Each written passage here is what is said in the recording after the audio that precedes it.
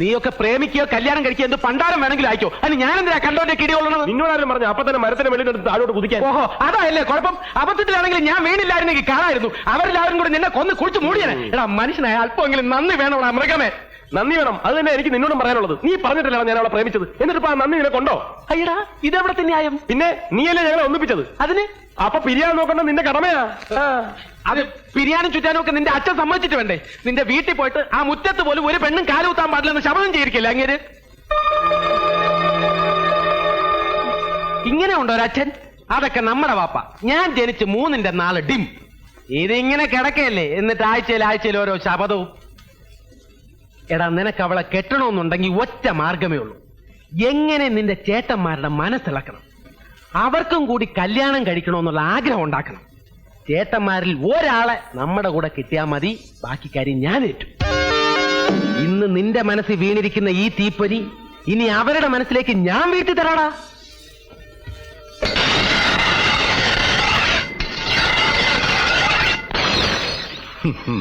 ഇനി എനിക്കൊരു കല്യാണം ഈ പ്രായത്തില് നിനക്കൊക്കെ എന്താ ഭ്രാന്തുണ്ടോ? വലിയേട്ടൻ അതിനും മാത്രം പ്രായമൊന്നും ആയിട്ടില്ല. ഇതിനേക്കാളും വയസ്സന്മാര് കല്യാണം കഴിക്കുന്നില്ല ഏട്ടാ. അത് നല്ല കിളി പോലത്തെ. അങ്ങനെയല്ല മതിയടാ, പ്രായമായില്ലെങ്കിലും പ്രായം കഴിഞ്ഞാലും ഇനി ഈ ജന്മത്തെ എനിക്കൊരു കല്യാണം വേണ്ട. ഒരിക്കൽ ഒരുങ്ങിക്കെട്ടി ഇറങ്ങിയവനാ ഞാൻ. അന്ന് ആ കല്യാണം നടക്കാതെ പോയതിൽ എനിക്ക് ദുഃഖമില്ല. അതൊരു ദുരന്തമായിട്ട് ഇന്ന് വരെ തോന്നിയിട്ടുമില്ല. പക്ഷേ അത് നടത്താൻ ശ്രമിച്ചപ്പോൾ ഉണ്ടായ ദുരന്തമുണ്ടല്ലോ, അതെന്റെ മനസ്സിൽ നിന്ന് ഒരിക്കലും പോയില്ല. ഇപ്പൊ കല്യാണം എന്ന് കേൾക്കുമ്പോ നമ്മുടെ അമ്മയുടെ പൊതിഞ്ഞു കെട്ട ജഡവും കയ്യാമം വെച്ച് 2 വശത്തും പോലീസുമായിട്ട് അടന്നു പോകുന്ന അച്ഛനുമാണ് മനസ്സിൽ. അതെല്ലാം മറന്നിട്ട് ഇപ്പൊ ഞാൻ കല്യാണം കഴിക്കണം അല്ലേ? അയ്യോ വലിയേട്ടാ, വലിയേട്ടന്റെ മനസ്സ് വിഷമിപ്പിക്കാനല്ല ഞാൻ വന്ന് പറഞ്ഞത്. ഇവന് കല്യാണം കഴിക്കാൻ വേണ്ടിയിട്ടുമല്ല അല്ലേടാ. നമ്മുടെ കുടുംബം അന്യം നിന്ന് പോകരുതല്ലോ എന്ന് വിചാരിച്ചാ. പിന്നെ അന്യം നിന്ന് പോവാൻ നമ്മള് സിംഹവാലം കുറങ്ങല്ലേ? പോടാ. അല്ല, നീയും പോടാ. കൊല്ലും ഞാൻ. എന്നോട് കല്യാണം കഴിക്കാൻ പറയാൻ നീ ആരടാ? പറയോ. എന്തിനാടാ ദിവസവും ഞാൻ ഹനുമാൻ സേവ നടത്തുന്നത്? മാസത്തിൽ 5 ദിവസം തിരുവല്ലാമലയിൽ പോയി തപസിരിക്കുന്ന എന്തിനാടാ? പെണ്ണെന്ന നശിച്ച വർഗം എന്നെ മനസ്സിലാക്കാണ്ടിരിക്കാനാ. അങ്ങനത്തെ നിത്യ ബ്രഹ്മയാളുടെ മുഖത്ത് നോക്കി കല്യാണം കഴിക്കാൻ പറഞ്ഞ നിന്നെ കൊല്ലും ഞാൻ. അതോ സമയത്താ. വേണ്ട ഇവനൊന്നും ചെയ്യണ്ട. വേണ്ടെന്ന് പറയാൻ നീ ആരണ്ട? നീ കുറെ നാളായില്ല തുടങ്ങിയിട്ട്. നിനക്ക് എന്താ വേണ്ടേ? ഞാനിവിടെ വെറുതെ വന്നതാ. ഇവന്റെ ക്ലോസ് ഫ്രണ്ടാ. Close friend? എടാ ഫ്രണ്ട് തെണ്ടി. ഞാനിവനെ ക്ലോസ് ആക്കുന്നതിന് മുമ്പ് നീ ഇവനെ വിളിച്ചോട്ട് പോടാ. എടാ വിളിച്ചോട്ട് പോവാൻ. ആഞ്ജനേയ, ഈ ഭക്തനെ കൺട്രോള് തരില്ലേ? ദേ നിൽക്കണം അടുത്തത്. ഒന്നും ചോദിക്കാൻ നിൽക്കണ്ട. വെറുതെ വന്നാണെന്ന് പറഞ്ഞാ മതി. നിക്കടവിടെ. ഞങ്ങളിപ്പോ കല്യാണം കഴിക്കണമെന്ന് നിനക്കെന്താ അത്ര നിർബന്ധം? 10 വർഷം മുമ്പ് ഇതും പറഞ്ഞ് ഈ 2 ചേട്ടന്മാരുടെ പിന്നാലെ നടന്നവനാടാ ഞാൻ. അന്ന് അച്ഛൻ പറഞ്ഞ എന്താണെന്നറിയോ? മൂത്തവർക്ക് വേണ്ടാത്ത കല്യാണം നിനക്ക് വേണോടാന്ന്. അന്ന് ഞാനും ഒരു തീരുമാനമെടുത്തു. എനിക്ക് കല്യാണം വേണ്ട. ഈ കുടുംബത്തൊരുത്തരെ കല്യാണം കഴിക്കാൻ ഞാൻ സമ്മതിക്കില്ല. അല്ലേട്ടാ, അതെ നീങ്ങൊന്ന്. നീ ഒരുത്തനെ ഇവനെ കൂടെ കൊണ്ടുനടന്ന് വഷളാക്കുന്നു. മേലാൽ ഇവന്റെ കൂടെ നിന്നെ കണ്ടാൽ കാലിന്റെ ചിരട്ടയാൻ തല്ലി പൊട്ടിക്കും. ഇനി വന്നേ. ഞാനൊരു കാര്യം പറഞ്ഞാൽ നീ അതേപോലെ ചെയ്യും. എന്താ? വല്ല എലിപ്പാഷണോ മേടിച്ച് കുറുക്കി കൊടുക്കണം 3 ചത്തു തൊലയിട്ട്. ഇടാ, ഇങ്ങനത്തെ 3 ചേട്ടന്മാര് ജീവിച്ചിരിക്കുന്നിടത്തോളം കാലം നിനക്ക് കല്യാണം കഴിക്കാൻ പറ്റുന്ന പ്രശ്നമില്ല. നിന്നെ നല്ല ചിലപ്പോ എന്നെ പോലും കല്യാണം കഴിക്കാൻ സംഭവിക്കില്ല. അതുകൊണ്ട് നമുക്ക് ഇവിടെ വെച്ച് പിരിയാം. നിനക്ക് നിന്റെ വഴി, എനിക്ക് എന്റെ വഴി. Good bye.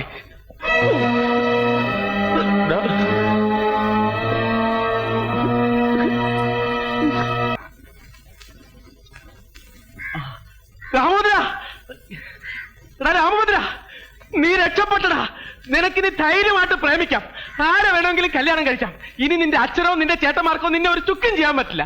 അന്ന് കല്യാണ കാര്യം പറഞ്ഞു തന്നപ്പോ ഏറ്റവും കൂടുതൽ ബഹളം ഉണ്ടാക്കി ആരാ? നിന്റെ സാമ്യത്തല്ലേ? അയാളെ തന്നെ നിന്നെ കൈ കിട്ടിയടാ.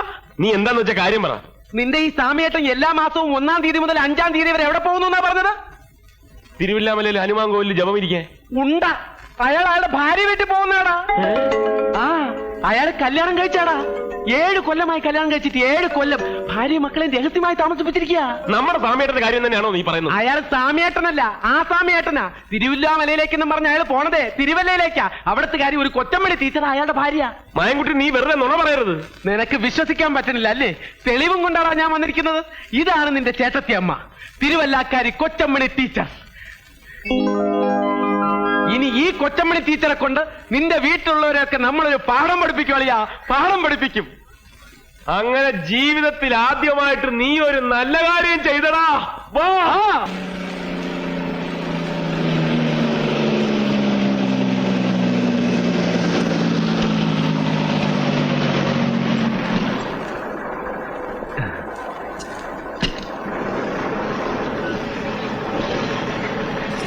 അച്ഛനെ, ഇവിടെ എവിടെയാ കൊച്ചമണി എന്ന് പേരുള്ള ഒരു സ്കൂൾ ടീച്ചർ താമസിക്കുന്നത്? സ്കൂൾ ടീച്ചറോ? അതെ.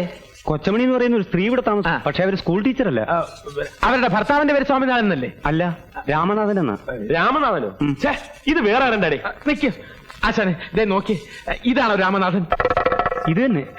ആ, അപ്പോ ഇതല്ലേ കൊച്ചമണി? കൊച്ചമണി ഇത് തന്നെയാ, പക്ഷെ അവര് സ്കൂൾ ടീച്ചറല്ല, ഡാൻസ് ടീച്ചറാ. തത്തൈതാഹ തിത്തൈതാഹ തത്തൈതാഹ തിത്തൈതാഹ തത്തൈതാഹ തക്കിട്ട തക്കിട്ട തക്കിട്ട തക്കിട്ട തൈ തൈ തിത്തി തൈ തൈ തൈ തൈ തിത്തി തൈ.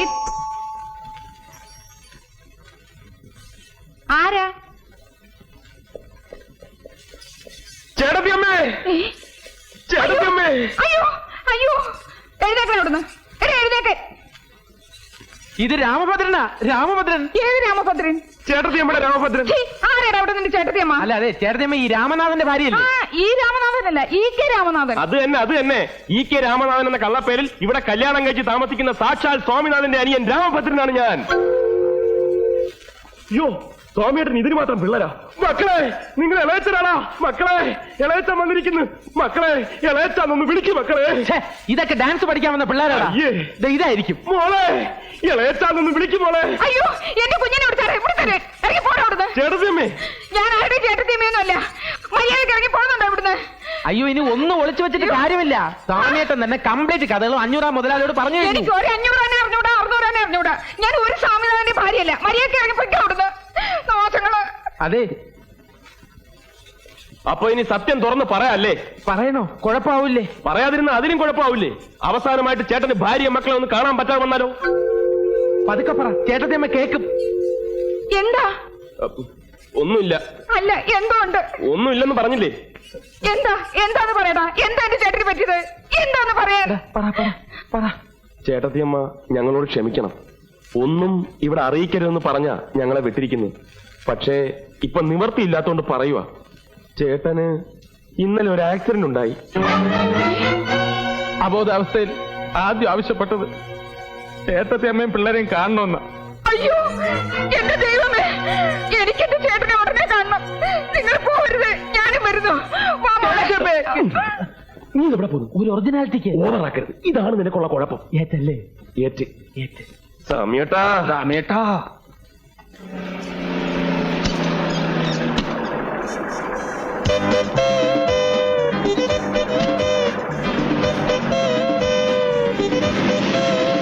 സാറേ ഒന്ന് അവിടെ നിന്നേ.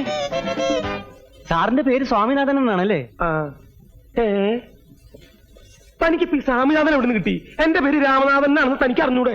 എനിക്കറിയാം, പക്ഷെ വന്നവര് സമ്മതിക്കണ്ടേ? ആര്? അനിയൻ. അനിയനോ? ആ, ആരുടെ? സാറിന്റെ അനിയൻ. കൂടെ ഒരു ഉണ്ടക്കണ്ണനും ഉണ്ടായിരുന്നു. എന്നിട്ട് അതെങ്ങനെ പോയേ? പേടിക്കാനൊന്നുമില്ല, ഞാൻ കറക്റ്റ് ആയിട്ട് വീട്ടിലേക്ക് വിട്ടിട്ടുണ്ട്. ഓ അല്ലേ? ആ, മുട്ടുവലിയേറ്റ് കൊല്ലും ഞാൻ. പന്നി, ഇതെന്തിനാ എന്റെ മേത്തേക്ക് വരുന്നത്? എന്നാ പിന്നെ നീ കെട്ടിപ്പിടിച്ച് രണ്ട് ഉമ്മൻ തെറ്റാ. ഞാൻ വന്നിട്ട് നിന്റെ ശവപ്പെട്ടിയും പെട്ടിക്കച്ചവടൊക്കെ ഞാൻ ശരിയാക്കി തരണമെന്ന് ഞാൻ.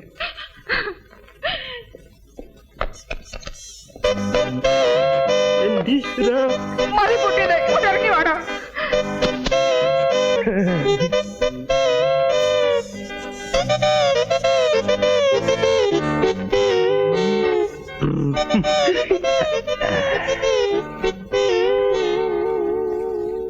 ചേട്ടാ, എന്റെ ചേട്ടനൊന്നും പറ്റിയില്ലല്ലോ.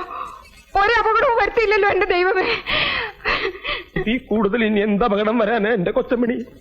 ഈ കശ്മലന്മാർക്ക് നീ പിടികൊടുത്തില്ലേ? എന്നെ കൊലക്കി കൊടുത്തില്ലേ നീ?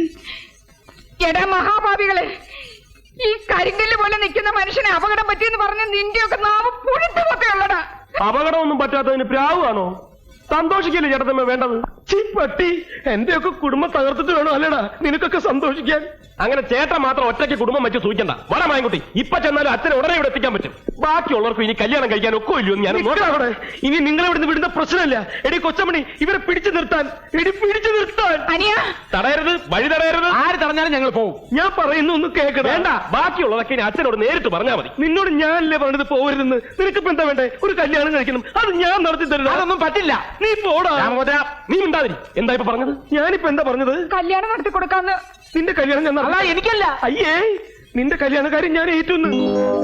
ഈ സാമിയായിട്ട് നീ ഏറ്റുന്ന്. ഏറ്റൊടുവിൽ മാറിക്കളയോ? ഞാൻ ഈ പറയണത് നിനക്ക് വിശ്വാസം ഇല്ലെങ്കിൽ വേഗം നടക്കണ. ഈ നിൽക്കണ എന്റെ 2 കുട്ടികളുടെ തലയിൽ തൊട്ട് ഞാൻ സത്യം ചെയ്യുന്നു. നീ പറയുന്ന ഏത് പെണ്ണിനെ നിനക്ക് ഞാൻ കെട്ടിച്ചു തരും. പോരെ? എങ്കിൽ ഞാനൊരു പെൺകുട്ടിയെ പ്രേമിക്കുന്നു. പെൺകുട്ടിയല്ലാണ്ട് പിന്നെ ആൺകുട്ടിയെ ആരാ പ്രേമിക്കുക? പെണ്ണാരാന്ന് പറ. വേറെ ആരുമല്ല, ആനപ്പാറയിലെ പരശുമാമന്റെ മോള് മാലു. ചേട്ടൻ സത്യം ചെയ്താണ്, സത്യം ചെയ്താണ്. ഏയ് സത്യൊരു മണ്ണാങ്കട്ടിൽ മാച്ചോഞ്ഞു, എല്ലാം മാച്ചോഞ്ഞു. കൊച്ചമണി, എന്നെ പിള്ളേരെ കൊണ്ട് അകത്തോണ്ട് വെച്ച് പിന്നെ പിള്ളേരെ തലയിലല്ലേ സത്യം ചെയ്തിട്ടുള്ള കളി. രാമോദര, നീ എന്ന് വേറെ ആളെ നോക്ക്. ഈ പ്രശ്നം നടക്കില്ല. അല്ല, കളഞ്ഞിട്ട് വാടേ മായൻകുട്ടി. ഇപ്പൊ പോയാലും അച്ഛനെ ഉടനെ ഇവിടെ കൊണ്ടുവരാം. എടാ, ഇതിന്റെ ഇടയ്ക്ക് നീ എന്തിനാണ് അച്ഛനെ വലിച്ചുകൊണ്ടുവരുന്നേ? എനിക്ക് ശ്വാസം ഇടാൻ കുറച്ച് സമയം നാടാ. ഈ ലോകത്ത് ഈ പിശാച്ചിനല്ലാണ്ട് വേറെ ആരും നിനക്ക് കിട്ടിയില്ലടാ പ്രേമിക്കാൻ. ചേട്ടാ എന്റെ കൂടെ നിൽക്കുമല്ലോ എന്ന് എനിക്ക് ഇപ്പൊ അറിയണം. ഞാൻ നിന്റെ കൂടെ നിൽക്കല്ലേ. പക്ഷേ ഞാനൊരു കാര്യം പറയാം. ഞാൻ കല്യാണം കഴിച്ച വിവരം ഞാനും നീയും ഈ തെണ്ടിയും അല്ലാതെ 4മതൊരു തെണ്ടി അറിയാൻ പാടില്ല. അറിഞ്ഞാ കുഴപ്പമുണ്ടോ? മുട്ടുകാലി ഒരു മിനിറ്റ് ഇങ്ങനെ വന്നേ. എന്താടാ കുഴപ്പമായി. എന്താ? നിങ്ങൾ ഇങ്ങനെ ഒന്നാവുന്ന ഞാൻ അറിഞ്ഞോ? സാമേട്ടൻ കല്യാണം കഴിച്ച വിവരം ഞാൻ പ്രേമേട്ടന്റെ അടുത്ത് പറഞ്ഞു പോയി. എടാ മഹാഭാവി, ഇപ്പൊ പ്രേമേട്ടൻ അച്ഛന്റെ അടുത്ത് പോയി പറഞ്ഞു കാണുമല്ലോ. എന്റെ അമ്മേ!